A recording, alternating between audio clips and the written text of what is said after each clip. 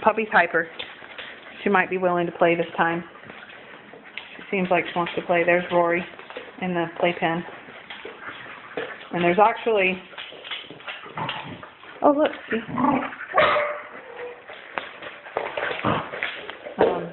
She stays right by me, so it's hard to get video. I'm going to have to video my legs. Bella was trying to instigate some play with the puppy. Come on, guys. See, there they go. There they go. Make sure. Bella's kind of growly when she plays, so I just want to make sure she's not too overbearing. But she's being gentle. Like, she comes in, that was very gentle. But the puppy's a little unsure. There, that was good. Hey, Bella. Not too much. Come on. I know you want her to play. You want her to play. See, the puppy is a little unsure. Now she's going to play with Betsy. Maybe the puppy will get...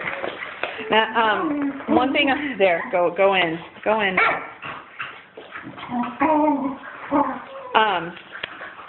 One thing I say about doing dog intros is, for example... I need to get these toys out of the middle of the floor. When Dolly kept coming up to me and getting right by my legs, on the one hand, I do want to take that signal that she is a little stressed and a little overwhelmed. Oh, there she went in. Yeah, good girl, Dolly. I want to take that signal that she's a little stressed and a little overwhelmed, but at the same time, I don't want her to become, to totally get, like, set up under my feet and just be a little, wallflower hiding scaredy cat. I want her to, so now she got under the chair and is kind of pawing. She feels a little safer. So, that's good because she feels a little safer, but they can kind of still interact and play. She feels safer, but she can get to know Bella a little bit through play in a way that she feels more safe. But if I just continue to let her, the tendency of what people do is the puppy or dog gets right up by my feet, and I just let her stay there. Or maybe even worse, I might, which is normal for humans, I might tend to pat her and say, oh, it's okay, which is, me wanting to console the puppy and say, oh, it's okay, everything's fine. However, if she's by my leg and she's unsure about herself,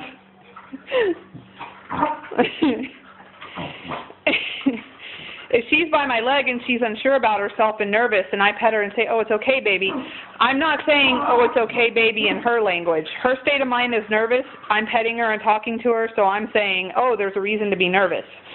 So that's why you got to kind of ride that balance. The baby.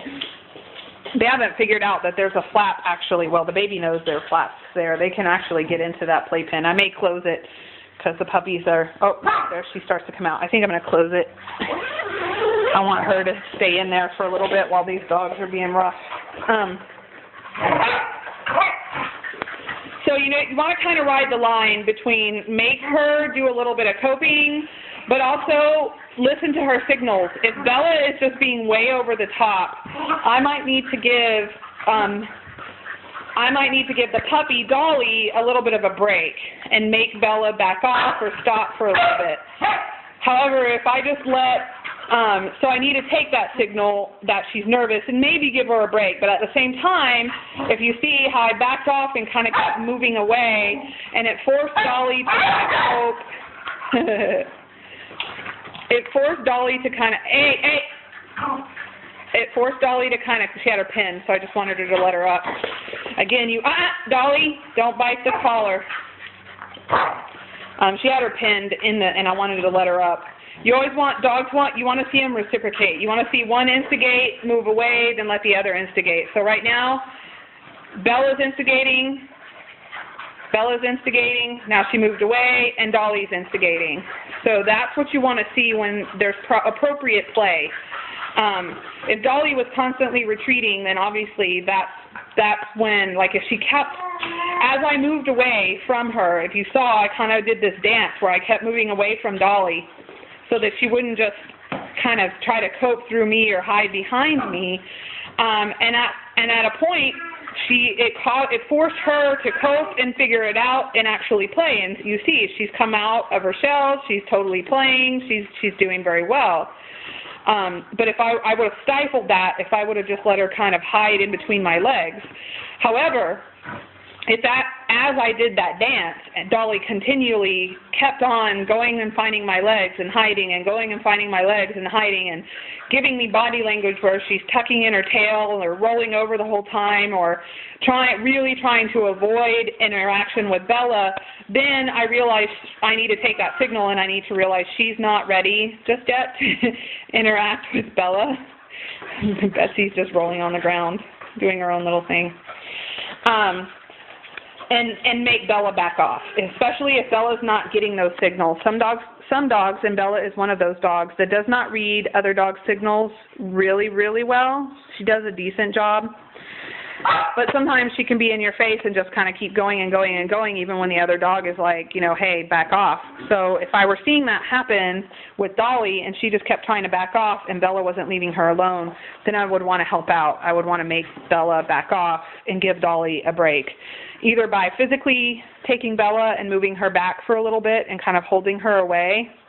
Or sometimes I'll do something like this. I'll come in and I'll get the dog and I'll say, Bella just completely rolled, but I'll kind of get them to move away from the other dog, and I'll say, see, she doesn't want you right now. And then let her take a break for a second and then let her go again and see if maybe both dogs can kind of reset. Sometimes just taking a break will allow enough of a reset to where then there'll be a higher level of comfort.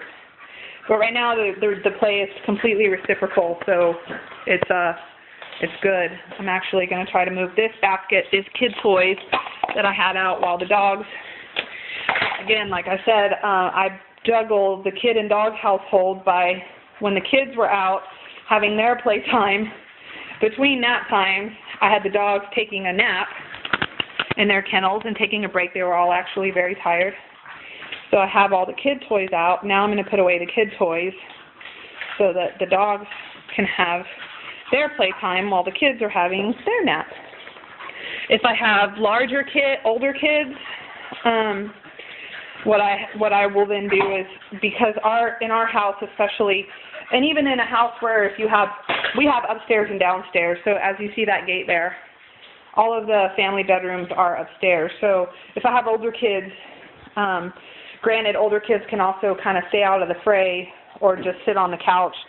But, if I wanted to send them to their room for a little while so the dogs could have some wild time, then that would also work.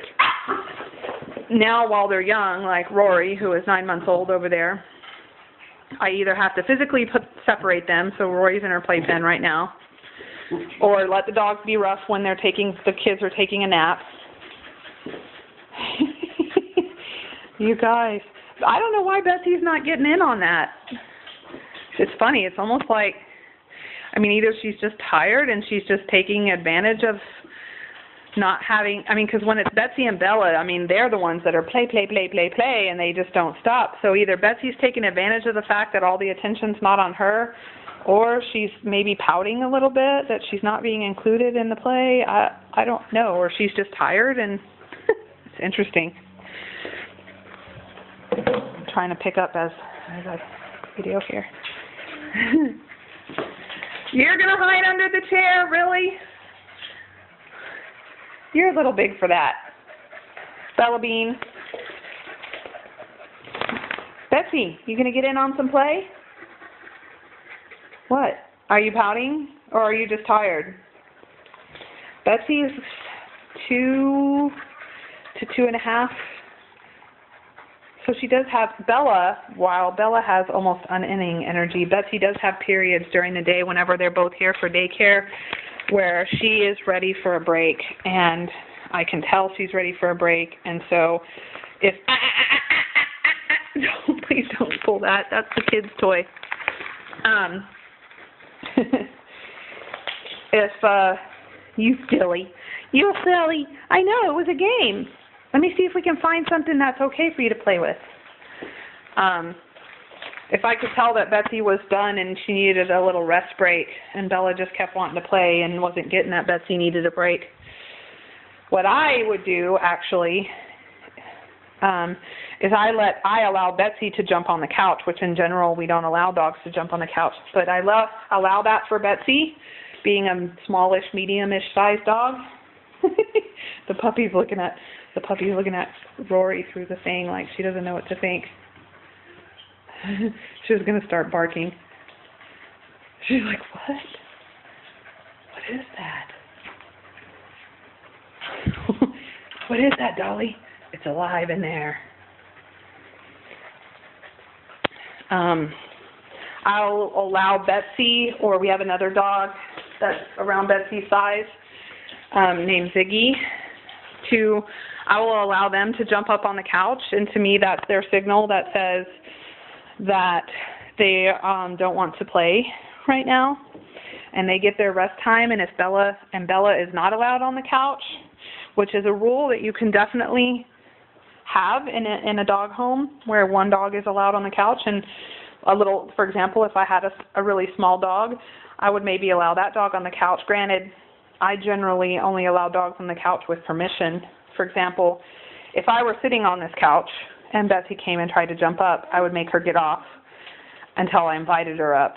But if I'm not on the couch and she wants to jump up on the couch on her own, I'm okay with that.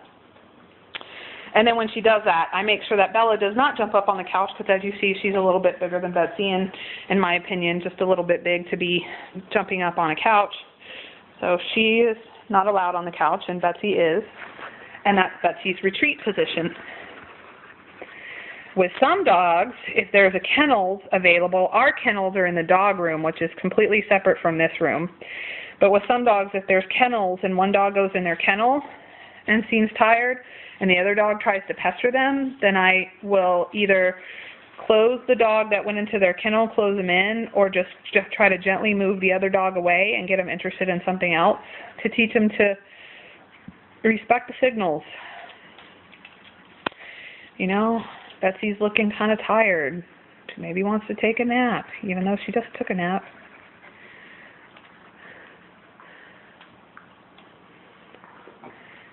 Betsy. Where's the rope toy? There it is. Oh, you are so smart, Bella. All right, that was some really good play video. I think I'll stop there.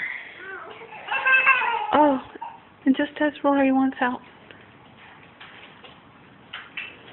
What does Dolly have? A bone. Okay. See, and as you can see, there's lots of bones around. Bella, get that bone. Look, trying to get Bella. In a very, get that. She wanted the bone that Dolly had, so I was trying to get her. Now Betsy wants the bone that Dolly has, so I was trying to get her interested in another bone. Dude, guys, look, there's bones all over the place. All right, I'm gonna stop video.